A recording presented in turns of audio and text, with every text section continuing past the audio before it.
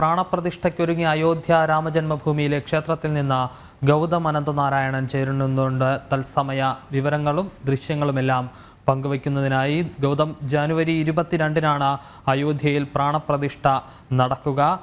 ഇതിനുള്ള ഒരുക്കങ്ങളെല്ലാം പുരോഗമിക്കുകയാണ് എന്നാണ് മനസ്സിലാക്കാൻ സാധിക്കുന്നത്. ക്ഷേത്രത്തിൻ്റെ നിർമ്മാണം ഇപ്പോൾ ഏത് ഘട്ടത്തിലാണ് പുരോഗമിക്കുന്നത്?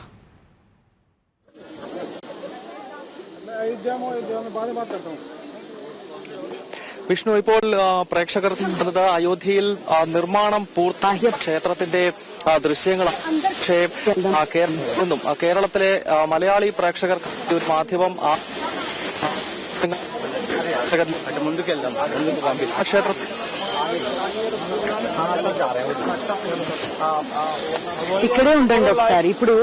ഗൗതം തുടരുക. ഗൗതത്തിന്റെ ശബ്ദത്തിൽ ചില സാങ്കേതിക പ്രശ്നങ്ങളുണ്ട്. അയോധ്യയിലെ തത്സമയ ദൃശ്യങ്ങളാണ് നമ്മൾ കാണുന്നത്. ലോകത്തിലെ തന്നെ ഏറ്റവും വലിയ മൂന്നാമത്തെ ക്ഷേത്രമാണ് അയോധ്യയിൽ ഒരുങ്ങുന്നത്. രാമജന്മഭൂമിയിൽ രാംലല്ല പ്രതിഷ്ഠിതനാക്കുകയാണ്. ജനുവരി 22-നാണ് പ്രാണപ്രതിഷ്ഠ ചടങ്ങ് നടക്കുക. 3 നിലകളിലായുള്ള ക്ഷേത്രത്തിൻ്റെ നിർമ്മാണം അത് അന്തിമഘട്ടത്തിലാണ്. നമുക്ക് ദൃശ്യങ്ങളിൽ കാണാൻ സാധിക്കും. നിർമ്മാണ പ്രവർത്തനങ്ങൾ ദ്രുതഗതിയിൽ തന്നെ പുരോഗമിക്കുകയാണ്. പ്രാണപ്രതിഷ്ഠ ചടങ്ങുകൾക്കുള്ള ഒരുക്കങ്ങളും പുരോഗമിച്ചുകൊണ്ടിരിക്കുകയാണ്. അയോധ്യ മൊത്തത്തിൽ പൂർണ്ണമായി ക്ഷേത്ര നഗരമായി മാറുകയാണ്. പ്രാണപ്രതിഷ്ഠാ ചടങ്ങിലേക്ക് സന്യാസി വര്യന്മാരെയും രാഷ്ട്രീയ, സാമൂഹിക, സാംസ്കാരിക രംഗത്തെ പ്രമുഖരടക്കമുള്ളവരെയും തീർത്ഥക്ഷേത്ര ട്രസ്റ്റ് ക്ഷണിക്കുകയും ചെയ്തിട്ടുണ്ട്. ഹിന്ദു സമൂഹത്തിൻ്റെ പതിറ്റാണ്ടുകളായുള്ള കാത്തിരിപ്പിന് വിരാമമാകുകയാണ്. ജനുവരി 22-ന് അയോധ്യയിൽ പ്രാണപ്രതിഷ്ഠാ ചടങ്ങ് നടക്കും.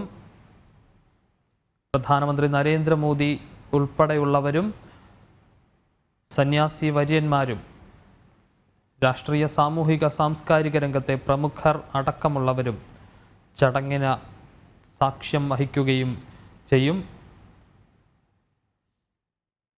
അയോധ്യയിൽ നിന്നുള്ള തത്സമയ ദൃശ്യങ്ങളാണ് നമ്മളിപ്പോൾ കാണുന്നത്. ക്ഷേത്രത്തിൻ്റെ നിർമ്മാണവും പ്രതിഷ്ഠാ ചടങ്ങുകൾക്കുള്ള ഒരുക്കങ്ങളെല്ലാം തന്നെ ദ്രുതഗതിയിൽ പുരോഗമിക്കുകയും ചെയ്യുകയാണ്.